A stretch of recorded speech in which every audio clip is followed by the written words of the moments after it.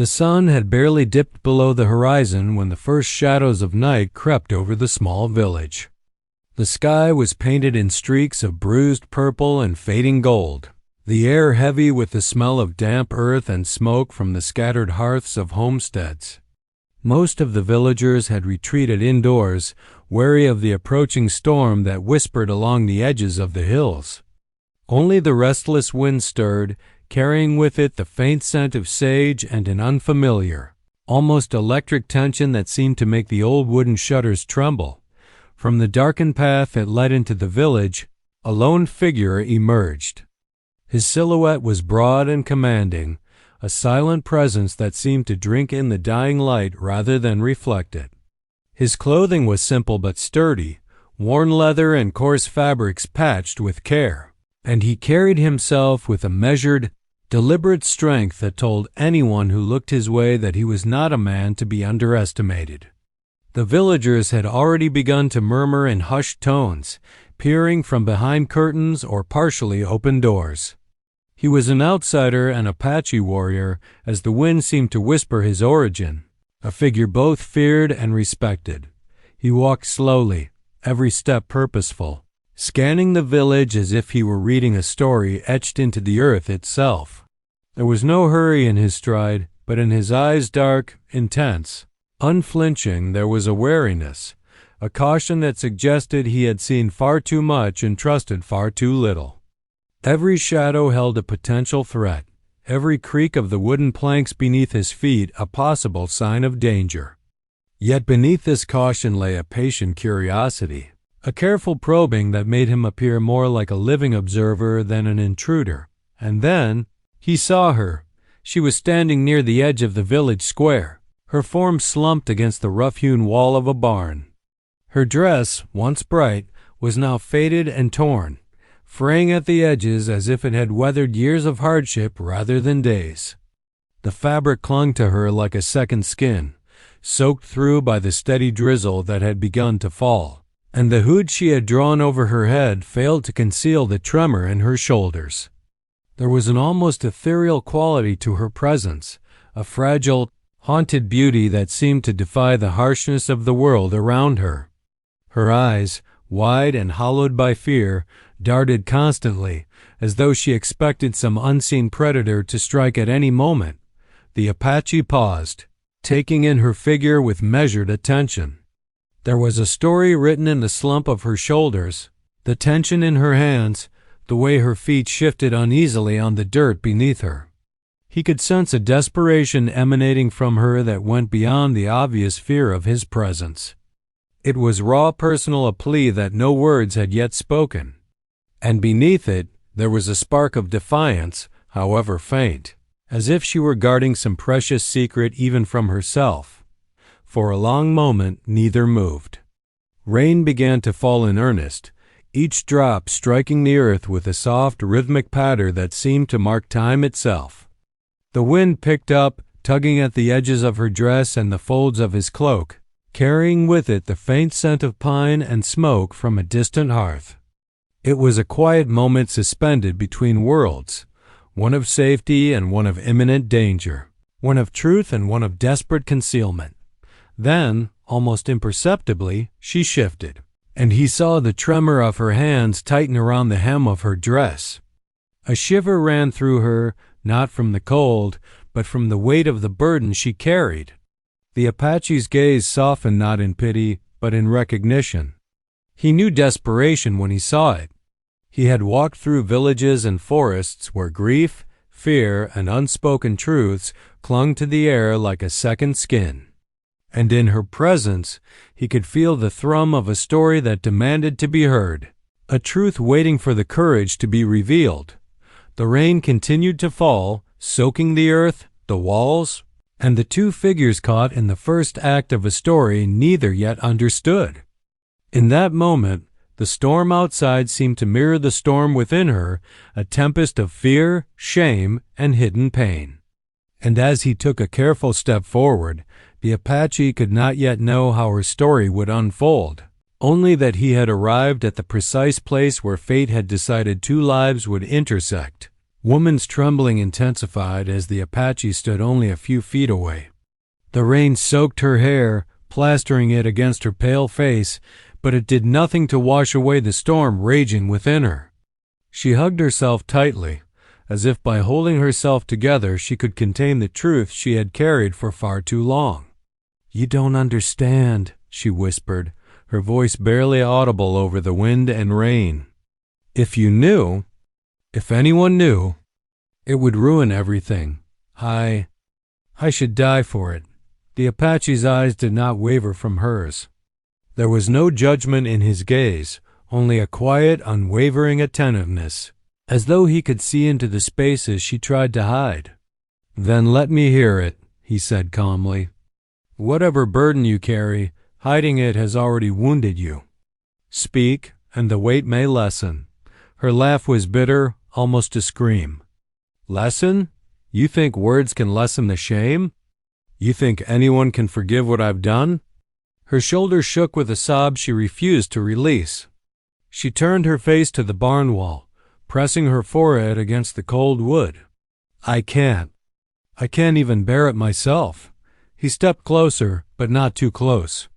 He respected the invisible line between fear and trust, knowing that forcing her to reveal her secret would break her entirely.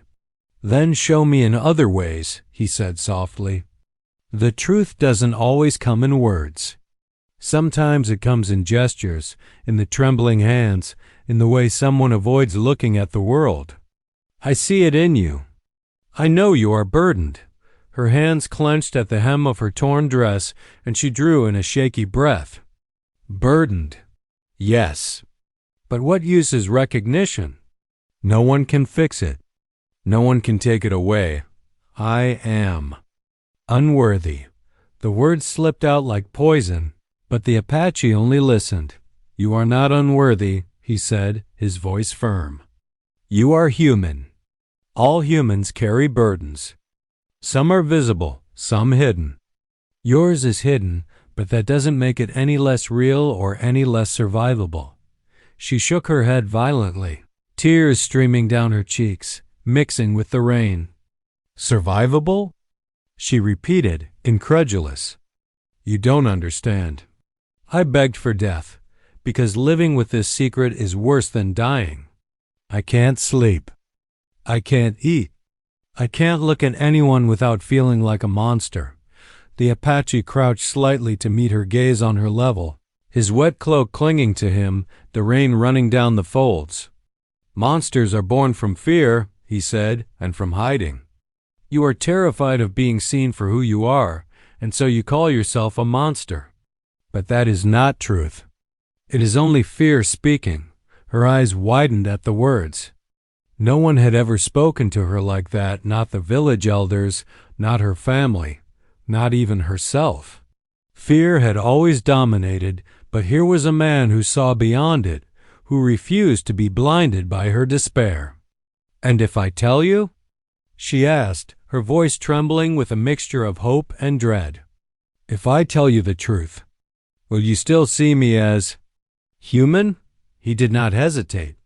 "Yes," he said simply. "Human and flawed and scared, but human nonetheless. That is not shameful. It is real. And real is what can be faced. Real is what can be changed." The woman's shoulders sank, exhausted by the storm of her own emotions. She felt the first stirrings of something she had not felt in years' relief. Not because the Apache had promised a solution, but because he had not rejected her outright. He had not turned away. The possibility that someone could bear witness to her despair without recoiling made her tremble. In a new way, she let out a shaky breath and whispered, almost inaudibly, I don't know if I can. I've hidden this for so long. I don't know if speaking it will destroy me, or if it will finally set me free." "Then take your time," he said, standing again. "I am not here to force you, but I am here.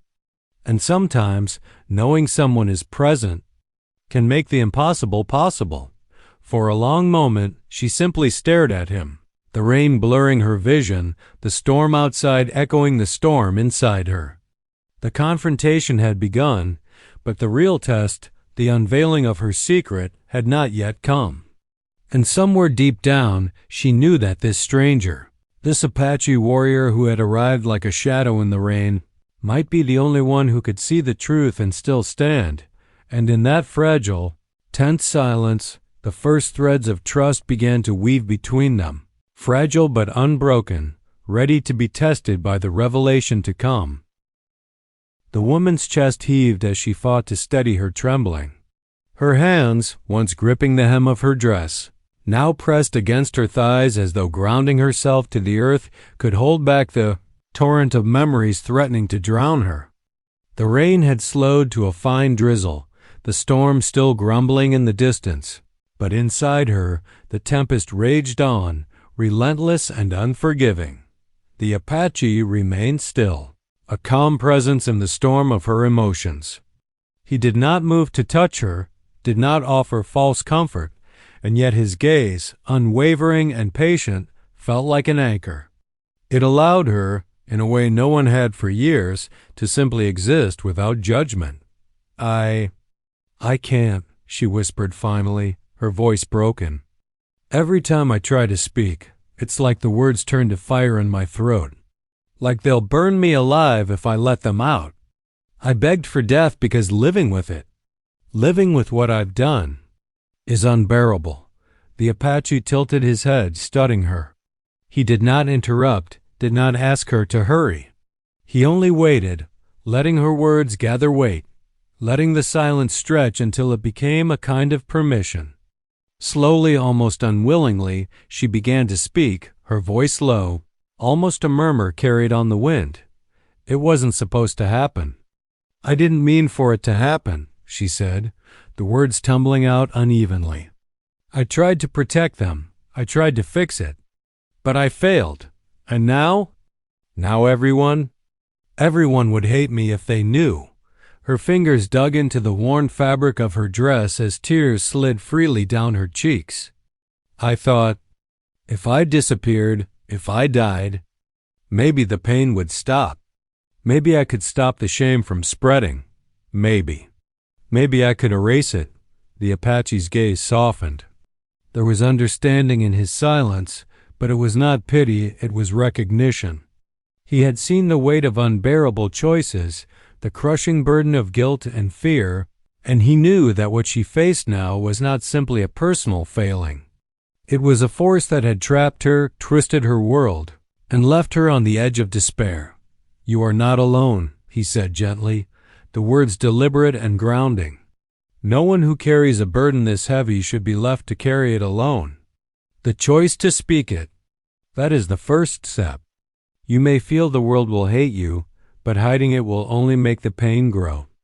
The truth is not your enemy." She shook her head, pressing her forehead into her hands. "I can't. Even the thought of someone knowing, it's like a blade against my skin. I'm afraid. Afraid of what I'll lose. Afraid of what they'll think. Afraid of myself." The Apache crouched slightly, bringing himself closer to her level, though still leaving space between them. "Fear is natural," he said quietly. "It is part of being human, but it is not the whole of you. Beneath this fear, beneath the shame, you are still you, stronger than you believe if only you dare to face the truth." She lifted her face, eyes swollen and red, the storm in her gaze clashing with the flicker of something she hadn't felt in years, hope. "And if I tell you, if I let you see me, all of me, will you turn away?" He shook his head, firm and resolute. "No, I will not turn away. The truth may be heavy, but it is not poison.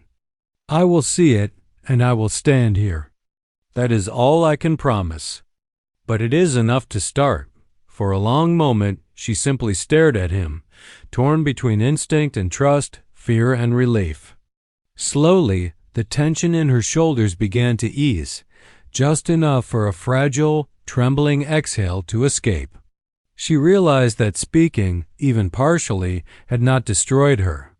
It had not broken her as she had feared. She began, voice trembling. I was responsible for what happened to my family, to the ones I loved most. I tried to protect them, but I failed. I failed them completely. And the guilt? The shame. It's been eating me alive every day since. The Apache nodded, listening without interruption. It is not the end of your story, he said quietly. It is only the beginning of facing it. The truth can hurt, yes, but it can also free you. You've carried this alone for too long. Letting it be known, letting someone witness it, is the first step toward release. Her hands trembled, loosening their grip on her dress. She realized that though the truth remained horrifying, terrifying, and far from resolved, speaking it aloud had shifted something inside her.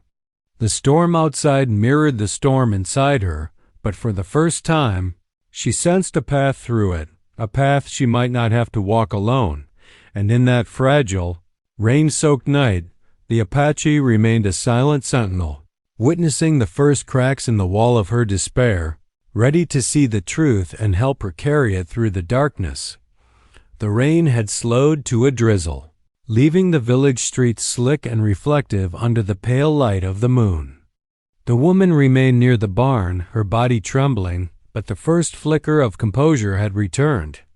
She no longer seemed ready to collapse under the weight of her secret, yet every movement was cautious, measured, as if the mere act of existing outside the shadow of her shame demanded vigilance. The Apache did not speak at first.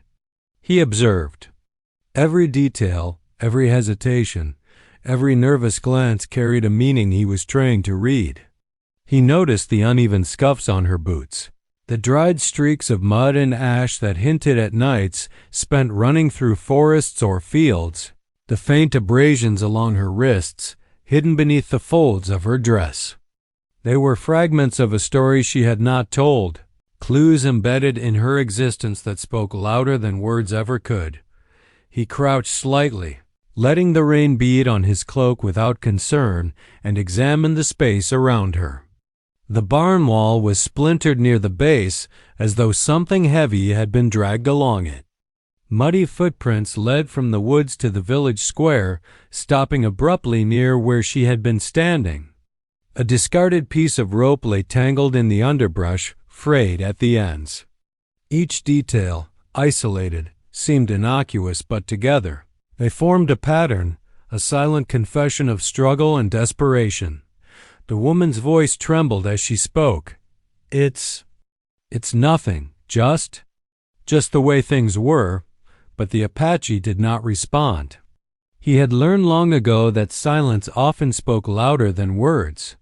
He watched the tension in her shoulders, the quick glances over her shoulder toward the woods, the way her fingers lingered near a hidden seam in her dress as if guarding something. Slowly, he began to piece it together. The uneven footprints suggested someone or something had been dragged.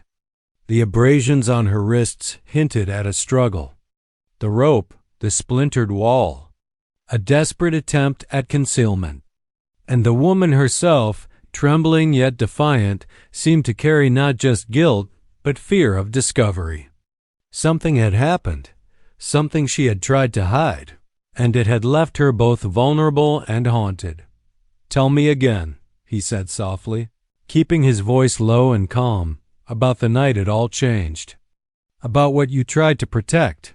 Her eyes darted toward him, wide with terror, yet there was a flicker of something else, relief perhaps, that he had noticed the subtle signs. I don't know if I can," she whispered, almost to herself. "It's too much, too terrible.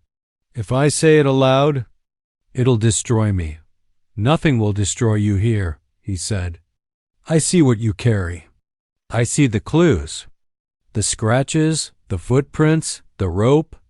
I understand enough to know the truth is heavy. But it is not the end. It is only the beginning of facing it." She swallowed, a lump rising in her throat as he continued to study her.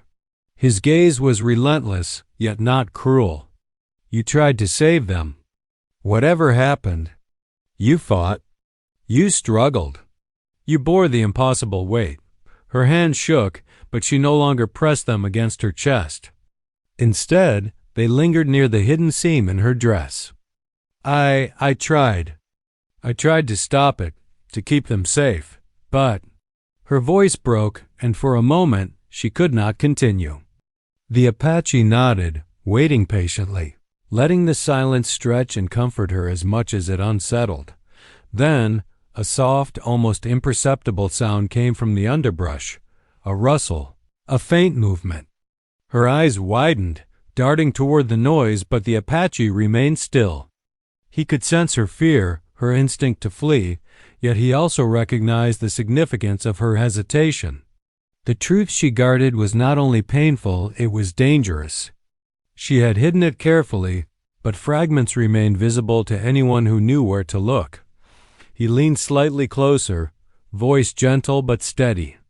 Every mark, every bruise, every tear. They are a language. They tell the story you cannot speak. And I am listening. You do not have to be alone anymore.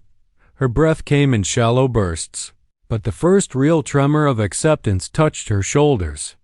She realized with a mixture of fear and relief that someone else had begun to see what she had been trying so desperately to hide. The Apache had discovered the truth in fragments, pieced it together without forcing her to speak every word. And in that realization, a strange, fragile trust began to form, a trust that might finally allow her to speak the rest of her secret aloud. The storm had not yet passed, but within the small circle of moonlight and drizzle, a fragile clarity had emerged. The Apache had seen what no one else had, the subtle evidence of a night that had shaped her life, a desperate attempt at concealment, and the burden that had driven her to the edge. And in recognizing the truth, he had taken the first step toward helping her face it. The wind picked up again, whipping through the village streets and rattling the barn's wooden walls. The drizzle had thickened into a steady rain, and the cold droplets soaked the woman's hair and dress, clinging to her skin like tiny reminders of the storm outside and the storm inside her. She shivered not from the cold, but from the raw, unrelenting pressure of what she carried, the weight of a secret that had haunted her every thought for years. The Apache remained still, a calm figure against the chaos of the weather. His cloak was plastered to his body, water dripping from the folds, but he did not move to shelter himself. His attention was fixed entirely on her, steady and unwavering. He had seen the signs, pieced together fragments of the night that had changed her life, and now the tension between them felt almost tangible, like an electric charge in the rain-slicked air. "I can't," she whispered, voice barely audible above the wind. "I can't even imagine speaking it all. It's too much, too horrible. I begged for death because I thought it would stop the pain. I thought maybe the world would forget, maybe I could forget." She pressed her palms to her eyes, trying to hold back tears that threatened to overwhelm her. "But I can't forget. I can't forgive myself. I can't."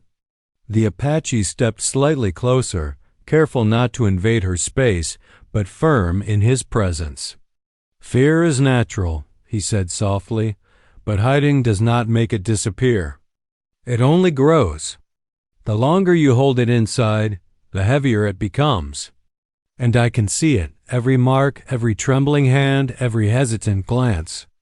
I know you've carried this alone for far too long." Her eyes snapped open, wide with a mixture of fear and despair. "Alone!" she hissed almost angrily. "You don't know what it's like to carry it alone, to feel it clawing at your heart, stealing every breath, every ounce of hope. Do you think words will fix that? Do you think someone can just understand?" "I can't take it away," he admitted, "and I won't pretend I can. But you do not have to bear it alone. Not anymore." His words were calm, steady, almost a lifeline thrown across a chasm of fear. The woman shook her head violently, her soaked hair plastered to her face. "Alone? Yes. That is all I know. The world would hate me if they knew. And even you, she hesitated, swallowed, and continued in a whisper. Even you might turn away if you truly understood. The Apache did not blink, did not flinch. Instead, he leaned slightly forward, eyes locked on hers. I have seen the marks of survival, he said, of guilt, of struggle, of desperate choices. And I do not recoil. I do not judge. I see you. All of you. And I will not turn away. Her breath caught in her throat. The storm outside seemed to echo the storm within her. Violent, relentless, impossible to ignore. But for the first time in years, she realized that there might be a way to release some of the tension, some of the crushing weight that had kept her on the edge of despair. She trembled violently, unsure if it was fear, relief, or a mixture of both. She began, her voice breaking. I tried to protect them. I tried to stop it, to fix it. But I failed. I failed completely. And the guilt? The shame. It's unbearable. Every day, every moment, I feel it gnawing at me. I thought, maybe dying would end it. The Apache remained silent, letting her words hang in the damp air, absorbing the full force of her confession without flinching. His presence was steady, unwavering, a counterweight to the chaos of her emotions. She collapsed to her knees in the mud, rain washing over her, mixing with the tears she could no longer contain. I can't live with it, she cried. I can't breathe. I can't sleep. I can't face anyone, not even myself. I begged. I begged for death because it seemed easier than carrying this truth. Slowly, carefully, he knelt beside her, leaving a respectful distance. Death is easy, he said softly, but it is not the only path. You are stronger than you know. The truth is heavy, yes, but it can be faced. It can be carried, and eventually, it can release you. You only need to take the first step. Her chest heaved violently as she struggled with the impossible choice. Speak, risk exposure, and bear the consequences. Or remain silent, carrying the crushing burden alone. The storm outside raged harder, lightning illuminating the tense tableau of two souls caught in the space between despair and hope. For a long, trembling moment, the woman simply stared at him, the weight of her fear clashing with the faint spark of trust she had begun to feel. She realized in that suspended instant that the Apache would not abandon her, that he could see her pain without being consumed by it, that perhaps she could finally confront the truth she had hidden for so long. And in that fragile, rain-soaked night, as thunder rolled over the distant hills, the tension reached its peak, the point where desperation, fear, and hope collided, ready to tip the balance toward revelation. The rain had slowed to a persistent drizzle, streaking the village streets with silver under the faint glow of moonlight. The woman remained on her knees, soaked and shivering, the mud clinging to her clothes like a reminder of every moment she had tried to hide from the world. The storm within her, however, was not yet over. Every heartbeat felt like a drum of warning, every inhale a struggle. Against the fear that had controlled her life for years, the Apache knelt at a measured distance, unwavering. He could feel her trembling, not just from the cold, but from the weight of what she was about to reveal. For hours he had observed the subtle clues, the scars and abrasions, the traces of struggle and desperation. He had waited patiently, letting her decide the pace, the timing, the words. And now, in the quiet aftermath of the storm, the moment had arrived. She began, her voice barely above a whisper, I can't keep hiding it anymore. You've seen parts of it, the marks, the scratches, the footprints. You've sensed the fear. But the truth is worse than anything you can imagine. Her hands shook as she pulled them away from her face, revealing eyes red and raw from crying. It started with them. My family. I failed to protect them when it mattered most. And it wasn't just an accident. I made choices. Choices I can never undo. And because of me, her voice broke completely, and she buried her face in her hands, shaking. The Apache remained silent, letting her struggle to put words to the unthinkable. His presence was steady, a firm anchor in the torrent of her guilt. He had seen the fragments before, the torn dress, the frayed rope, the signs of a desperate struggle. Now the full picture began to take shape, though the details were still hers to reveal. They didn't survive, she whispered finally, the words spilling out in a single, trembling breath. I tried to save them. I thought I could protect them. But I was too late. And the guilt? It's unbearable. I begged for death because I couldn't face another sunrise with this weight pressing down on me. The Apache nodded slowly, not with judgment, but with recognition. I see, he said softly. You carry a burden heavier than most can imagine. You have been punished in your own mind every day for choices made in impossible circumstances. She lifted her face at last, eyes wide and desperate. And you? You don't hate me? You don't think I'm a monster? Her voice cracked. Everyone else would. They would never forgive me. I can't forgive myself. He leaned slightly closer, his gaze unwavering. Hate is easy. Understanding is harder. And I do not hate you. I see not the mistakes, not the failures, but the courage it took to survive them. The courage it took to continue living when every instinct told you to give up. That is not weakness. That is not monstrosity. That is resilience. A fragile hope stirred within her chest, like the first tentative rays of sunlight after a long night. She realized that, for the first time, someone saw the truth of her actions without turning away.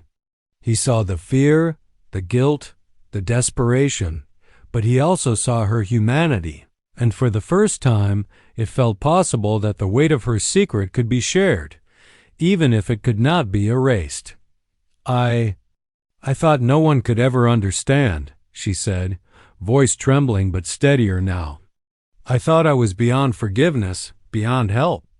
I thought I had to die to escape it. The Apache's voice was steady, unshaken by her confession. You do not need to die to bear the truth.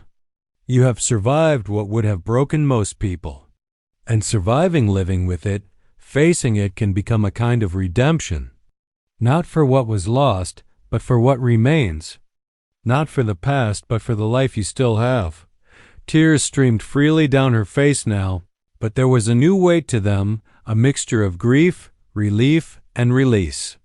The storm outside had passed, leaving the world washed clean and the night quieter than it had been for hours. Inside her, a storm had broken too, shattering the long-held silence and revealing the raw truth she had buried for years. She took a trembling breath, finally able to meet his eyes. Then, you'll stay? You'll see me, all of me, even now? I will, he said simply. I have seen the truth, and it does not drive me away. It does not diminish what you are. It only shows me the strength you have carried unseen until now. For the first time in years, she felt a fragile, trembling sense of relief. The weight of her secret was not gone, and the pain of her loss remained, but the darkness no longer pressed so completely. She had revealed the truth, and the Apache had remained, witnessing it, understanding it, and refusing to turn away. And in that moment, the first real possibility of hope began to take root. The rain had finally ceased, leaving the village cloaked in a thin mist that softened the edges of the mud-slick streets and the darkened barns. The moon had broken through the clouds, casting a silvery light that reflected on puddles and washed over the two figures standing in the quiet aftermath of the storm. The woman, still trembling, wiped tears from her face, though there was a new steadiness in her hands. The weight of her secret had been revealed, and though the pain lingered, A small crack of relief had begun to form. The Apache remained close but did not press her. His presence was solid, calm, a silent reassurance that she was no longer alone in bearing the unbearable. "You have survived much," he said quietly, his voice carrying the strength of certainty. "And surviving alone is one thing. But no one should face everything alone." She shook her head, eyes downcast, conflicted. "I don't know if anyone could help me. I've carried this for so long, and even now, I don't know if sharing it changes anything. The guilt, the shame, they're still here." "They are," he admitted, nodding slowly. "They always will be. The past cannot be undone. But the way you carry it can change. The truth does not disappear, but you do not have to carry it as a prisoner. You can learn to hold it with strength, to use it as a guide instead of a weight." Her voice was barely above a whisper. "And how? How do I do that when every day reminds me of what I've lost?" The Apache took a careful step closer, measuring his words. "You honor what you lost by living, by not hiding, by facing each day, even when it is hard, even when it seems impossible. You cannot undo the past, but you can shape the future. And you are not powerless. You have survived horrors, carried unbearable guilt, and yet you stand. That is strength. That is resilience. That is life," she trembled, absorbing the weight of his words. For the first time, someone did not condemn her for her failure. Instead, he reframed it as evidence of her courage. I don't know if I can," she said, her voice raw but less fearful. "I've been alone for so long. I don't know how to trust that anyone could stay with me even now." He met her gaze steadily. "Trust is earned, yes. But it begins with small steps. You've taken the first one by speaking the truth. Now the next step is choosing to live, knowing someone can stand beside you. I cannot erase what you have suffered, but I can walk with you for a time. And sometimes that is enough to make the unbearable bearable." Her lips trembled as she processed the offer. It was simple, yet revolutionary. Not absolution, not magic, not a cure, but the promise that she did not have to face everything alone. Her knees, muddy and raw from her fall, felt less like a trap and more like a foundation. Perhaps she could rise. Perhaps she could begin again. "Would you stay with me?" she asked finally, her voice quiet but urgent. "Even just for a little while, to help me? To help me face the days ahead?" He inclined his head slowly. "I will not abandon you. I will not leave you to face the shadow alone. But this, your life, your future, it belongs to you. I can walk beside you, but you must decide to step forward yourself." Tears welled again in her eyes, but they were different now. Not solely of grief, but of fragile hope. The possibility of being seen, understood, and supported without judgment was more powerful than any apology she could offer herself. The storm had passed outside, and in a sense, a storm had passed within her as well. She rose slowly, shaking and soaked, but upright. The mud clung to her boots, her dress, her hands. Yet the small act of standing felt symbolic, a reclaiming of agency she had thought lost forever. The Apache remained at her side, not leading, not commanding, merely present. Like the first solid branch after a landslide. "You faced the hardest step," he said quietly. "Now you continue. Slowly, carefully, but forward. And when you stumble, you do not have to fall alone." She nodded, almost imperceptibly, and for the first time in years, the tightness in her chest loosened just enough for her to breathe deeply, to feel the faint possibility of moving past despair. The past was still there, haunting, unforgiving. But the future was hers to shape, and now she knew she would not have to do it alone. The village lay quiet around them, mist curling like spirits between the trees. Somewhere in the distance, a bird called out, and the first hints of dawn touched the horizon. The turning point had come. She had revealed her truth, and the Apache had offered more than judgment or observation. He had offered presence, guidance, and the chance for life beyond guilt. And in that fragile, misty dawn, hope took its first careful, trembling steps. The first rays of dawn broke over the horizon, spilling pale gold across the wet village streets and illuminating the lingering mist that clung to the trees and rooftops. The storm was gone, leaving only the fresh scent of rain on earth and wood, the quiet hum of a world ready to begin again. The woman stood at the edge of the square, her boots caked with mud, her dress damp but no longer clinging with the weight of despair. She breathed deeply, feeling the cold air fill her lungs for the first time in what seemed like years, without the oppressive pull of fear pressing against her chest. Apache remained at her side, silent and steady, his presence a calm contrast to the lingering tremors within her. They had not spoken much since the turning point. There was no need. The words had been said, the truth had been revealed, and the heavy tension that had defined the night had begun to dissolve. Now, in the quiet light of morning, what remained was possibility, fragile, tentative, yet undeniable. She began, her voice still soft but stronger than it had been. I don't know what comes next. I can't undo the past, and I can't bring back what I lost. But I think I can try to live.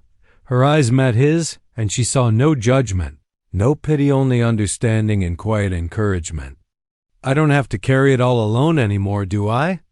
No, he replied simply, his voice calm, unwavering. You do not. And you never did. You only believe that you did. But even in the darkest moments, there were threads connecting you to the world, to the living, to the possibility of survival. You have begun to see them now, and that is enough to start. She nodded slowly, a small, fragile smile forming despite the lingering grief. For the first time in years, she felt a sense of agency returning, an acknowledgement that she could move forward, even with the shadows of her past still present.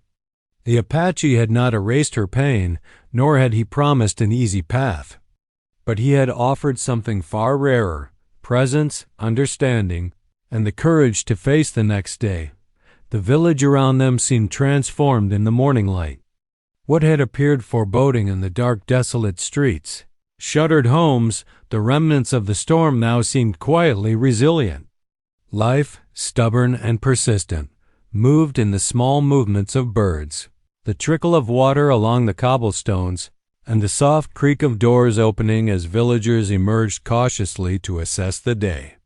In a similar way, the woman felt life beginning again within her, not as a return to innocence or ignorance, but as a deliberate choice to continue despite the scars she bore. I can't promise I'll be brave all the time, she admitted, her voice almost a whisper, and I know some days will be harder than others. But I will try. I will try to carry this weight in a way that doesn't destroy me. The Apache inclined his head slightly, as if acknowledging her strength. That is all anyone can ask of you. The past shapes you, yes, but it does not define the entirety of your existence. Each day is an opportunity to reclaim it in small, deliberate steps. And you do not have to take those steps alone. She glanced down at the muddy streets, then back at him, and for the first time she felt a spark of something she thought long lost, hope. It was fragile, like the mist curling through the village, easily disturbed, but it existed. And with each breath, each heartbeat, she realized she could nurture it. She could survive the memories, honor those she had lost, and gradually reclaim the life she had once thought impossible.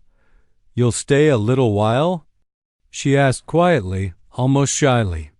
Just until I find my footing? For as long as you need, he replied, his tone calm and unwavering. And when you are ready to walk alone, you will do so with strength you did not know you had. She took a step forward, feeling the mud squish beneath her boots, a reminder that life was messy, imperfect, but hers to navigate. The Apache fell into step beside her, not leading, not following, but walking beside her, a silent partner in the fragile journey ahead. As they moved through the village, the mist lifted slowly, revealing the glimmers of life that had been obscured by storm and shadow. And within her, a similar lifting occurred. The truth had been revealed, the burden shared, and the path forward, though uncertain, was now visible. The storm was over, both outside and within, and for the first time in years, she felt the possibility of living rather than merely surviving. And in the quiet light of dawn, with the Apache walking silently beside her, she realized that hope, fragile, cautious, and unshakable, could finally take root.